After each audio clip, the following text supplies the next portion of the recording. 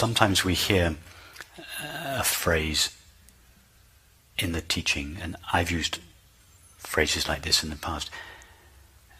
See that the mind, thoughts and feelings and images, appears in consciousness. The mind is like a series of clouds that floats through the empty sky, is the traditional image. So here we're suggesting there is the mind, objective objects of thought, feeling, images, sensations, etc. And these all appear in something called consciousness, open empty space. So here we have a distinction between mind and consciousness.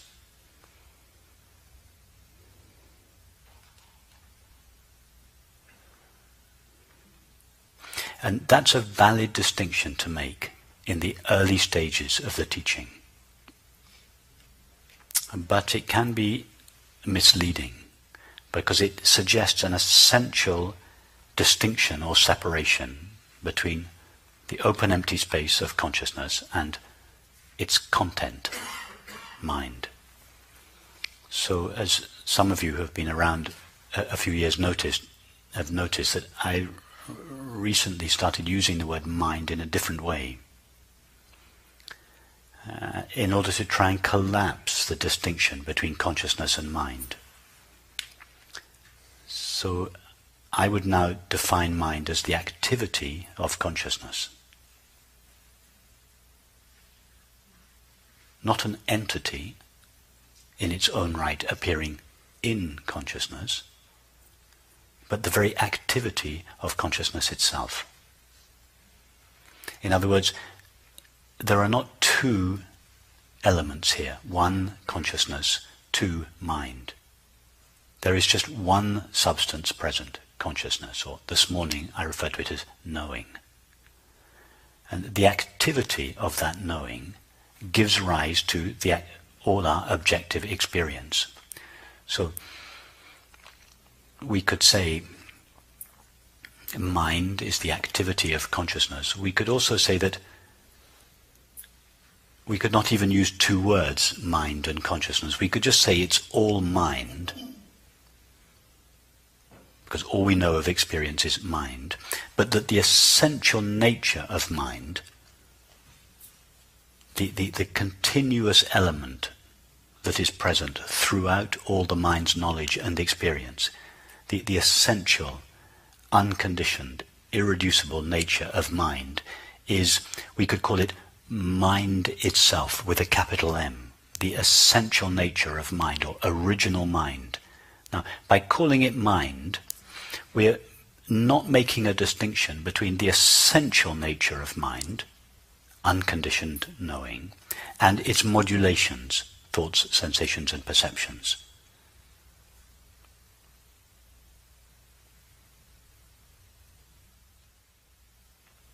Does that make sense to you? It makes perfect sense, which takes me back to my first question. Okay. That awareness, or knowing, doesn't need mind to be aware of itself. But the thing is, you haven't understood what I said. Because when you say, does or doesn't awareness need the mind to know itself, the question implies that there is something called mind which may or may not be needed for awareness. No, all there is to mind is awareness. And awareness is self-aware. It's made out of being aware. In other words, its nature is to be aware of itself. It cannot not be aware of itself because its nature is aware. Imagine, take the space of this room, and add the quality of being aware to it. So imagine that the space of this room was an aware space. Now, what would the space have to do to be aware of itself? Well, nothing at all. Perfect, that's it. That's what awareness has to do to know itself. Now, but let's go further. Why wouldn't it have to do anything? You're right, it wouldn't, but why? Because it's complete. Because its nature is being aware. It's aware of itself just by being itself. Its nature is to be aware. So awareness is like that. It's aware of itself just by being itself. It doesn't need to assume the form of mind. Remember, mind is not an object or an entity. Mind is the activity of awareness. Now, if awareness wants to know something other than itself, such as a world, or I should say something that seems to be other than itself, then it needs to assume the form of mind.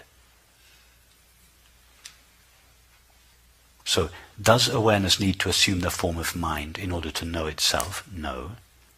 Does it need to assume the form of mind in order to know a world? Yes.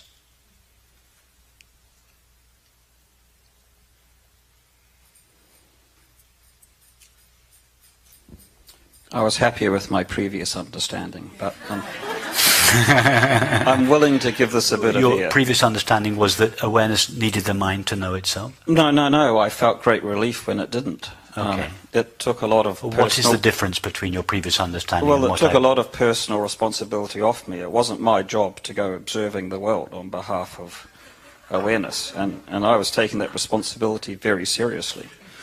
No, but you, by which I mean your mind, yes? Because Yes. all you know is your mind. Look around you now. Do you ever experience anything other than the contents of your own mind? Of course not. Yeah, okay, so you are not an entity in your own right. You are the agency. You, your mind, your finite mind, are the agency through which consciousness knows the world. I think this is time for Mary and Jane, isn't it? Some of you know Mary and Jane already, but bear with me. Because this metaphor, yet another metaphor, sorry if I'm giving you so many metaphors, but metaphors are so powerful, their explanatory power is so much stronger than words. So this is a metaphor which I feel has almost more explanatory power than any other metaphor, including the screen and the image. So Mary falls asleep in Burlingame, and she dreams that she is Jane on the streets of London. So remember, the entire dream of Jane and the streets of London takes place in Mary's mind. Yes? Now, Mary in Burlingame cannot know the streets of London. She can only know her own mind. Mary is a symbol for infinite consciousness in this metaphor.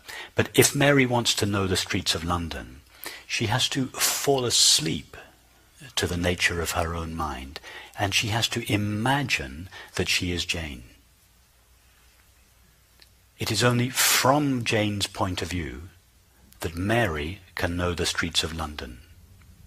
So Mary freely overlooks the knowing of her own mind. Infinite consciousness freely overlooks the knowing of its own infinite being and assumes the form of Jane. Consciousness assumes the form of the finite mind, from whose point of view it can know a world. In other words, by becoming the finite mind, consciousness seems to become a separate subject of experience, from whose point of view it knows a separate object or world. Just as Mary seems to become a separate subject of experience, Jane, from whose point of view she can know the streets of London, which from Jane's point of view seem to be outside of her, but from Mary's point of view, both the subject and object are inside her. So from each of us now are Jane. Whatever your Christian name is, substitute Jane. Sorry, tell me your name again. Mark. Mark.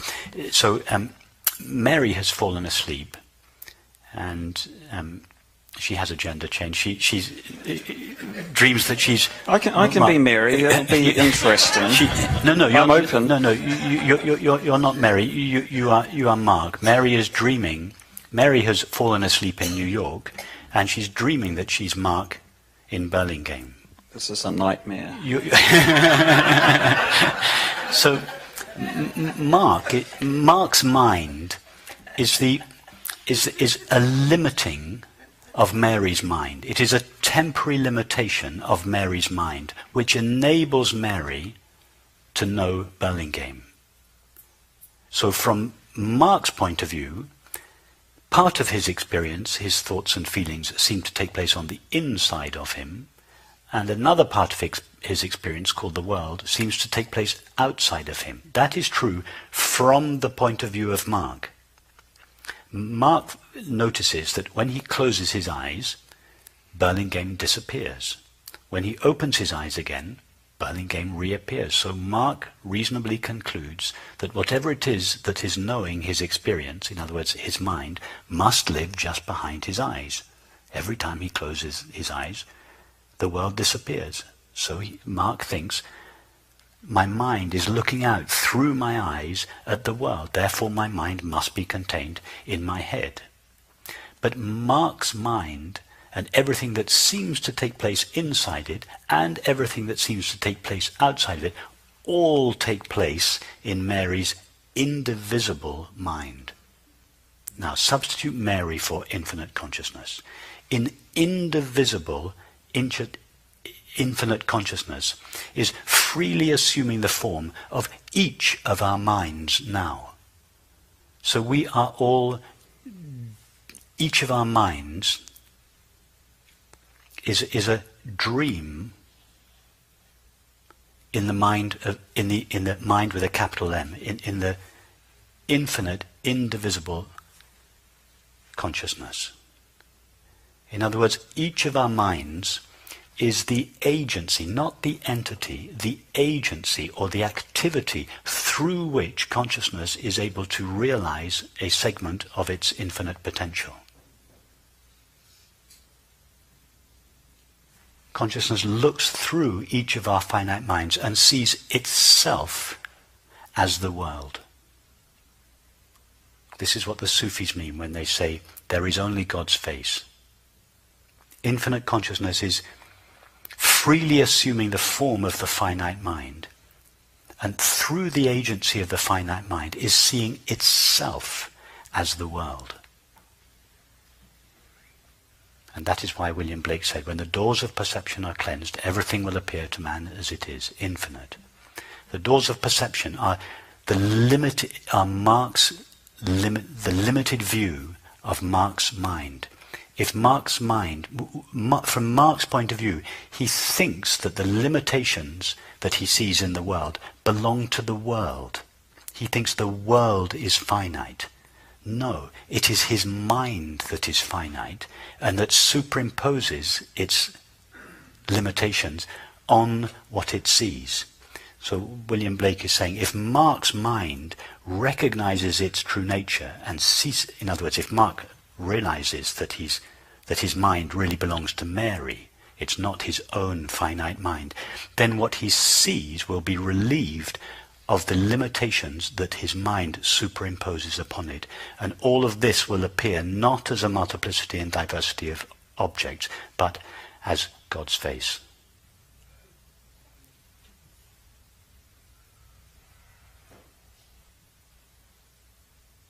So each of our minds are like windows through which God sees itself as the world. And each of our minds realizes or actualizes a segment of God's infinite potential. God needs our mind to know itself as the world, but it doesn't need the mind to know itself as it is. It knows itself by being itself, through itself, as itself.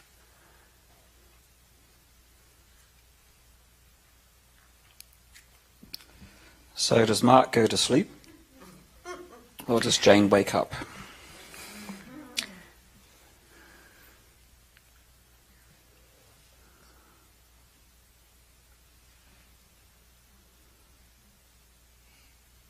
let's say that Mark gets very sick. Let's go back to this previous example. Let's say that Mark gets very sick and he feels that he's going to die. Something about the imminence of Mark's death causes him to be less interested in objective experience. He's no longer so troubled by the world and his body because he's about to die. And the imminence of his death brings about this relaxation of Mark's mind. He's no longer focused on objects, his own body, his anxieties, the world. And as a result of this, Mark's mind begins to soften and relax. It goes back, it sinks down into its source. And at a certain stage, there is this recognition. There is no such thing as Mark's mind. The mind with which Mark seems to know his experience, the finite mind with which Mark seems to know his experience, is just a modulation of Mary's infinite mind. That is the experience of peace. Mark thinks, I experienced peace. No, the peace is Mary's nature. But the limitations of Mark's mind, due to the imminence of death, his mind has relaxed, it begins to lose its limitations, and it is revealed as Mary's infinite, inherently peaceful mind. That's what the experience of peace and happiness are. It is. It's the recognition that our minds are Mary's mind. Our finite minds are only modulations of infinite, indivisible, inherently peaceful consciousness. And certain experiences of the finite mind have the power to precipitate this recognition, and the imminence of death is one of them. That is why people like extreme sports, for instance. Because when we undertake extreme sports, the finite mind is voluntarily putting itself in a situation where it is faced with the fear of death. And that terror that it feels as you're plunging on your bungee jump or whatever it is, that terror elicits the same relaxation of the mind. The mind returns temporarily to its source, and there is this consciousness. Incredible peace.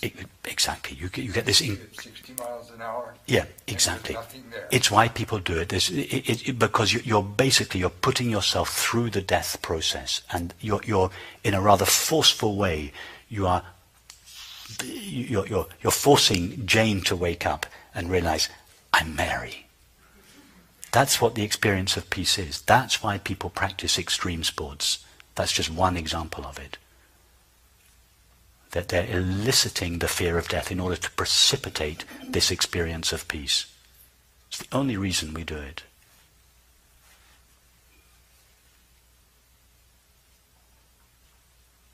Meditation is exactly the same process. But safer. Yes. Yes. But what is the impulse? There are many examples of this.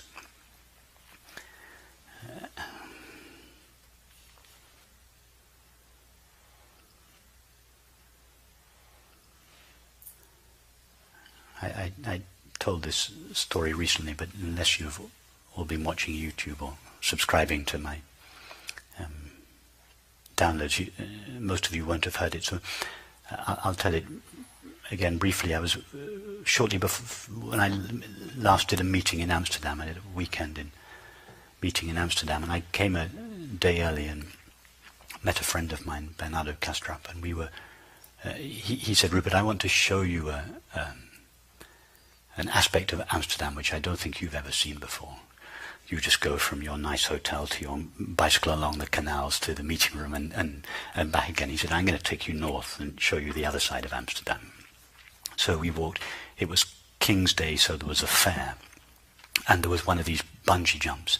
People, kids going up to the top.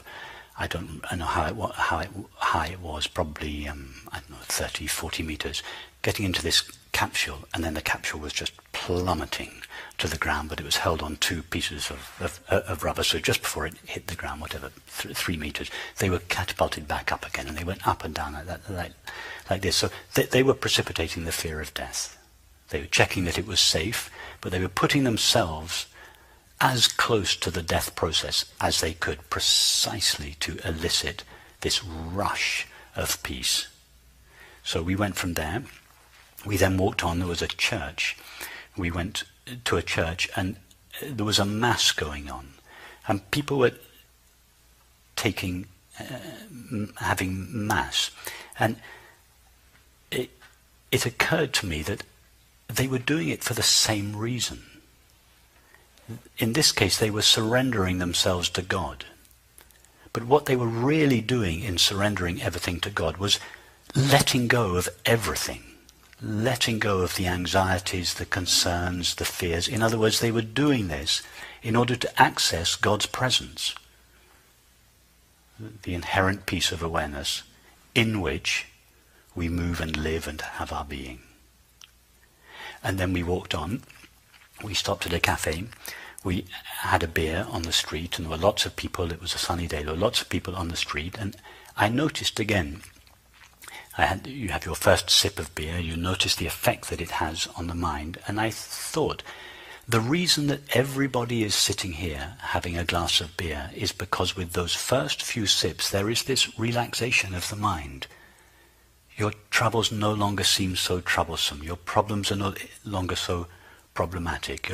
In other words, the first few sips of beer, you get this relaxation of the mind. As the mind relaxes, the peace in the background of the mind begins to shine. And so I noticed, as we were walking through Amsterdam, everyone is engaging in these different activities for the same reason.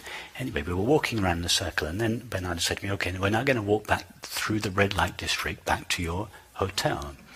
So he took me through 2 or 3 of these streets.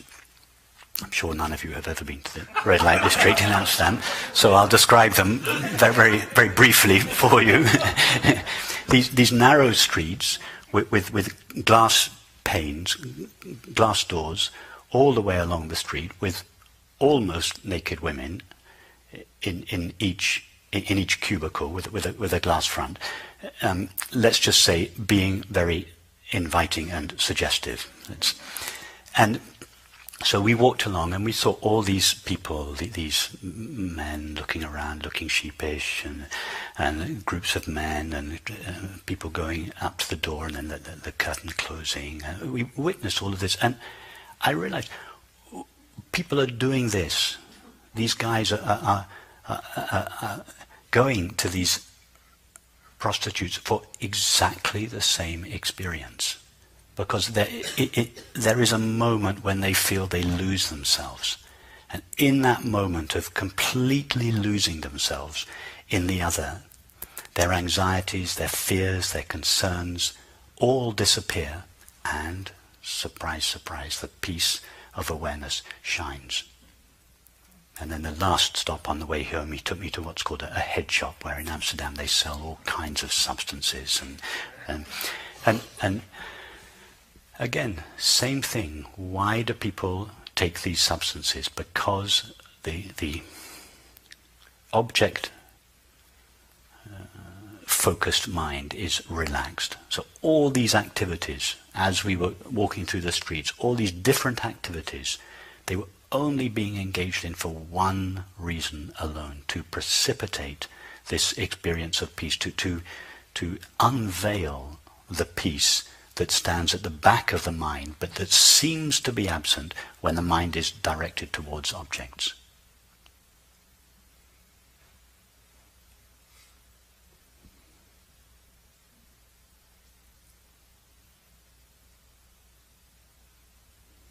So this peace in the background of the mind is the essential nature of the mind. It's not another substance. It is the essential, irreducible, undisappearable nature of mind.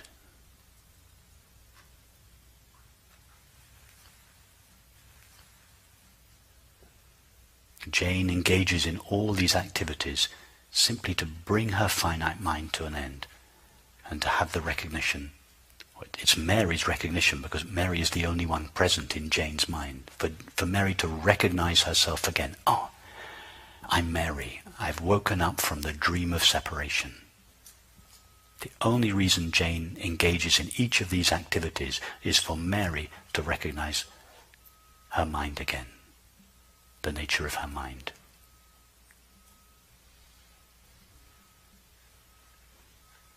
In other words, Mary's mind is only known by Mary's mind. That is why the Sufis say, I knew my Lord through my Lord.